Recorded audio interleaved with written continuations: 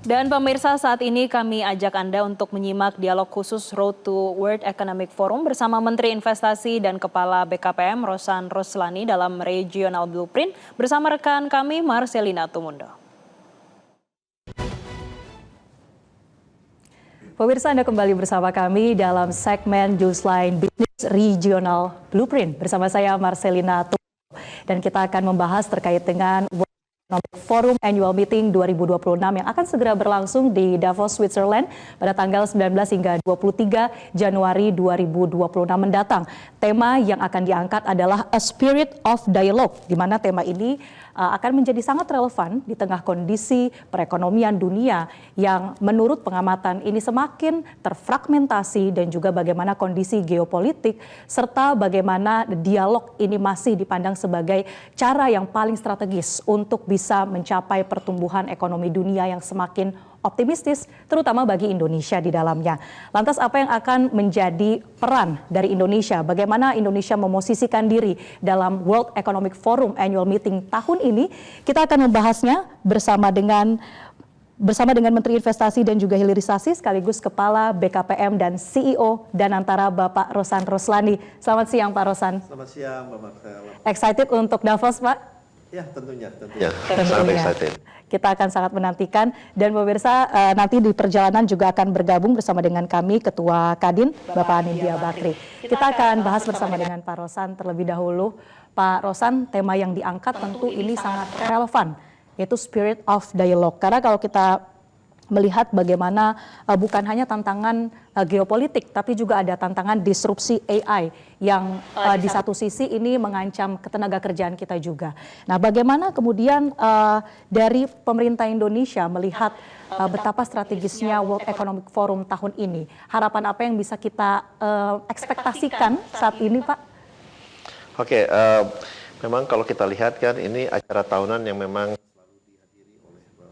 banyak negara, lebih dari 100 negara dan dihadiri oleh banyak pimpinan, bukan hanya dari perusahaan-perusahaan besar, perusahaan sedang, tetapi juga oleh banyak kepala negara dan pemimpin negara-negara lain. Dan ini tentunya menjadi suatu momentum yang sangat baik untuk kita, untuk Indonesia, untuk menyampaikan dan juga kita mencoba mensinergikan apa yang memang ada di dalam rencana kita, apalagi ini di awal tahun, rencana-rencana kita ke depannya,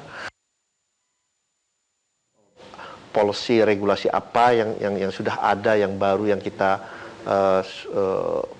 sudah keluarkan, dan kadang-kadang policy atau regulasi yang baik itu kan memang harus kita sampaikan, sehingga ini juga membuat mereka mengetahui bahwa Indonesia ini terus bergerak maju, kita sangat terbuka untuk dalam kapasitas saya tentunya sebagai Menteri Investasi untuk investasi, dan kita terus meningkatkan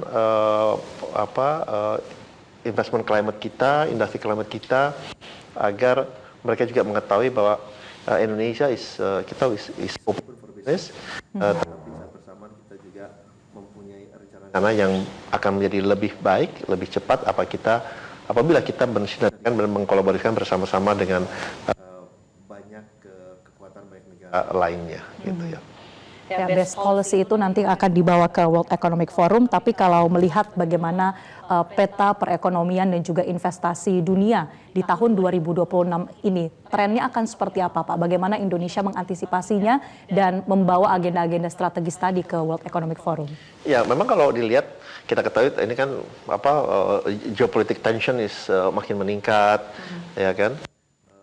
Dan ini menjadi suatu buat Indonesia bagaimana kita juga menyampaikan hal-hal yang memang kita ingin sampaikan ke mereka dari opportunity, kesempatan, dan tentunya pada saat berinvestasi kita juga sampaikan kesiapan dari sumber daya manusia kita, apa yang kita sudah lakukan dalam rangka agar investasi yang masuk yang ingin kita dapatkan masuk ke Indonesia itu benar-benar adalah investasi yang berkelanjutan dan berkesinambungan, tidak hanya dari segi numbers, tidak dari segi angka, tetapi yang berkelanjutan dan berkesinambungan. Oleh sebab itu ini menjadi sangat-sangat penting, gitu.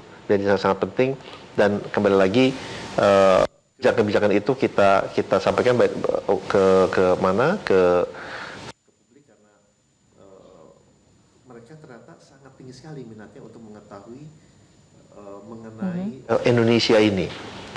Dan saya tadi baru disampaikan, dilaporkan begitu banyak inquiries untuk bertemu dengan kami, untuk bertemu dengan saya, untuk bertemu dengan Berapa banyak, Pak? Wah, sangat banyak. Dan inquiries-nya bukan hanya dari perusahaan-perusahaan besar, CEO-nya atau chairman-nya, tetapi juga dari pimpinan negara lain yang ingin bertemu juga.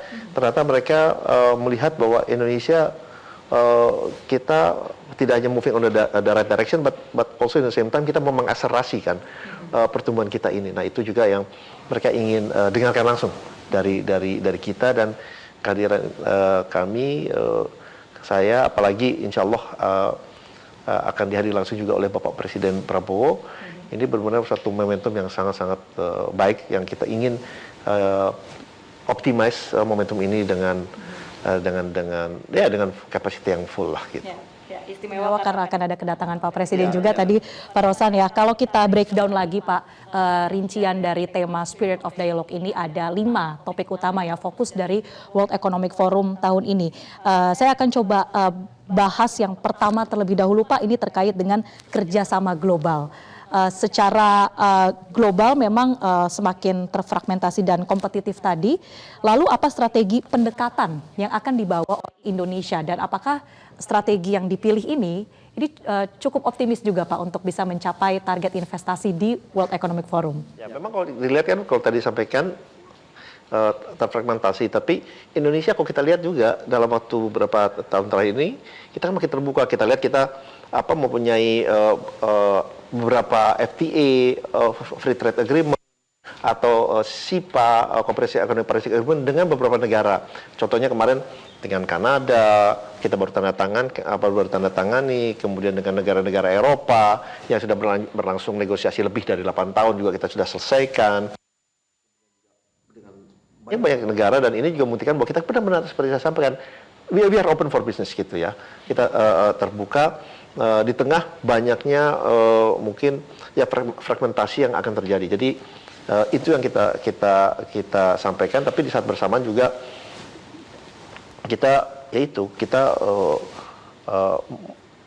membuat suatu kebijakan yang menunjang dari FTA atau SEPA ini yang kita sudah tanda tangani. Karena kan harus siap juga dari segi peraturannya, regulasinya, sumber daya manusianya, kemudian yang harus kita lakukan gitu, agar kita mempunyai standar yang baik dan benar. Termasuk kita kan lagi dalam proses masuk ke OECD juga. Itu juga akan kita meyakini itu juga akan membuka opportunity dan meningkatkan investasi dan perdagangan ke Indonesia yang sangat-sangat signifikan. Kalau target investasi di World Economic Forum ini sendiri Pak, ada mungkin secara spesifik? Ya, ini kita lebih memperkenalkan pertama tentunya framework besarnya ya, kebijakan-kebijakan dan polisinya. Kemudian kita juga paparkan adalah kesempatan opportunity-nya itu apa saja, di industri apa saja. Memang salah satu yang kita akan banyak tampilkan di sektor green energy, renewable energy, yang dimana kita punya potensi yang sangat-sangat besar. Tetapi pada saat ini dari potensi yang ada itu baru less than 1% yang sudah terinstall kapasiti kita. Baru 15,1 gigawatt dari total hampir 3.700 gigawatt. Nah, hal-hal itu yang ingin kita tampilkan dan kita sampaikan bahwa ini loh opportunity ini ada. Nah, polisi kebijakannya kita seperti ini. Kemudian infrastruktur yang kita sudah lakukan itu seperti apa. Nah, karena kita ingin apa? Kita ingin mengakselerasi pertumbuhan kita ke depannya. Jadi terutama di renewable energy, kemudian juga di healthcare industry, kemudian di digital economy, termasuk juga di pariwisata. Kita juga akan tampilkan karena itu one of the low hanging fruit kita ya. Jadi ada beberapa bidang, tapi tadi di antara itu yang saya sampaikan. Jelajahi cara baru mendapatkan informasi. Download Metro TV Extend sekarang.